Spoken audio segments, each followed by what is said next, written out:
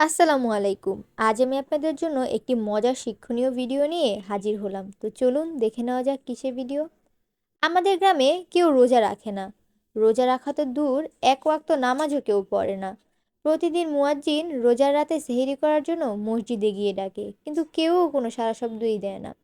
তো মুয়াজ্জিন সাহেব হতাশে আল্লাহর কাছে দোয়া চাইল, আল্লাহ, এই গ্রামে তো হেদায়েতই নেই।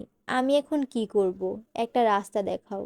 তো সেদিন রাতেই মুয়াজ্জিন সাহেব স্বপ্নে দেখলো, একটা নির্দেশ আসলো যে গ্রামে একটা অলস ব্যক্তি খুঁজো এবং যে কোনো মূল্যে তাকে দিয়ে তোমার একদিনের কাজ করাও। আল্লাহ গ্রামের সবাইকে হেদায়েত করবেন। মুয়াজ্জিন ঘুম থেকে উঠে ভাবে, এ আবার কেমন স্বপ্ন? যাই হোক, স্বপ্ন অনুযায়ী সে পরদিন সকালে মুয়াজ্জিন সাহেব খুঁজতে খুঁজতে গ্রামের অলস শিরোমণি কুদ্দুস মিয়ার দেখা পেলেন। কুদ্দুস মিয়ার রুটিন হলো খাওয়ার সময় মহিষের মতো খাওয়া আর বাকিটার সময় পড়ে পড়ে ঘুমানো। মুয়াজ্জিন সাহেব কুদ্দুস মিয়াকে বলল, কুদ্দুস মিয়া, একদিনের জন্য সেহরির সময় মাইকে ডাকতে হবে। কুদ্দুস হাই তুলতে তুলতে বলল, পাগল নাকি চাচা? ঘুমের সময় ডাকাডাকি আমার দ্বারা হবে না। মুয়াজ্জিন বলল, এক রাতের জন্য 1,000 টাকা দেব। টাকার কথা শুনে কুদ্দুস রাজি হলো। ভাবলো বসে বসে তো একটু চিল্লাইতে হবে, এই আর কি। সেহেরির সময় হলো। কুদ্দুস অনিচ্ছাকৃত সত্ত্বেও মসজিদে গেল।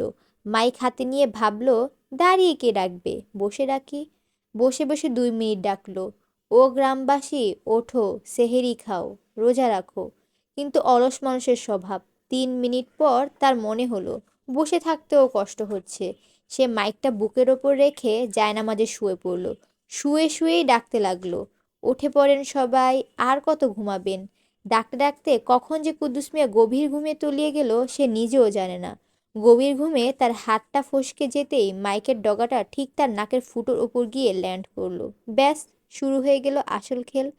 কুদ্দুসের নাক ডাকা এমনিতেই 10 গ্রামের মানুষ জানে, কিন্তু মাইকে যখন তার আওয়াজ কানেক্ট হলো তখন মনে হলো গ্রামের ওপর দিয়ে কোনো বোমারু বিমান চক্কর দিচ্ছে। পুরো গ্রামবাসী এক ঝটকায় বিছানা ছেড়ে 5 ফুট উপরে লাফিয়ে উঠল। গ্রামে হুলস্থুল পড়ে গেল। যে লোক জীবনে অজু করেনি সে ভয়ে 3 বালতি পানি দিয়ে অজু করে তাসবিহ গুনতে শুরু করলো। কেউ জায়নামাজে দাঁড়িয়ে নফল নামাজ আদায় করা শুরু করে দিয়েছে, কেউ কুরআন শরীফ খুলে তিলাওয়াত করতে শুরু করলো। গ্রামের চোর বাটপাররাও কান ধরে তওবা করতে লাগলো। সবার মনে একই আতঙ্ক, এই বুঝি আসমান জমিন এক হয়ে গেল। গ্রামের প্রতিটি ঘরে তখন মরণপণ ইবাদত শুরু হয়েছে। কেউ ভাবছে আজই শেষ রাত, তাই যান বাঁচানো ফরজ। এদিকে মুয়াজ্জিন সাহেব হন্তদন্ত হয়ে মসজিদে ঢুকলেন। ভিতরে ঢুকে যা দেখলেন তাতে তার নিজেরই অজুর যাওয়ার দশা। কুদ্দুস মিয়া একদম চিত হয়ে শুয়ে আছে। নাক দিয়ে ব্যান্ড পার্টির মতো আওয়াজ বেরোচ্ছে, আর প্রতিবার নিঃশ্বাস ছাড়ার সময় মাইকটা তার নাকের ওপর নাচছে। তিনি সাহস করে কুদ্দুসের নাকের ওপর থেকে মাইকটা সরালেন। আওয়াজটা গায়েব হতেই পুরো গ্রামে এক পিনপতন নীরবতা নেমে এলো।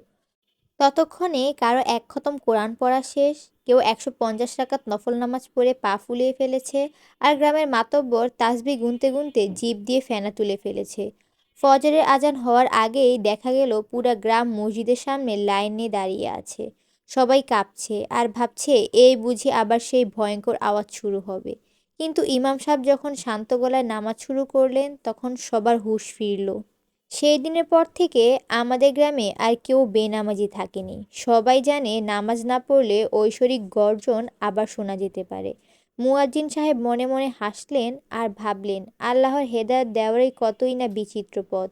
কারো হেদায়েত আসে বয়ানে, আর কারো আসে অলস কুদ্দুসের নাক ডাকার গর্জনে।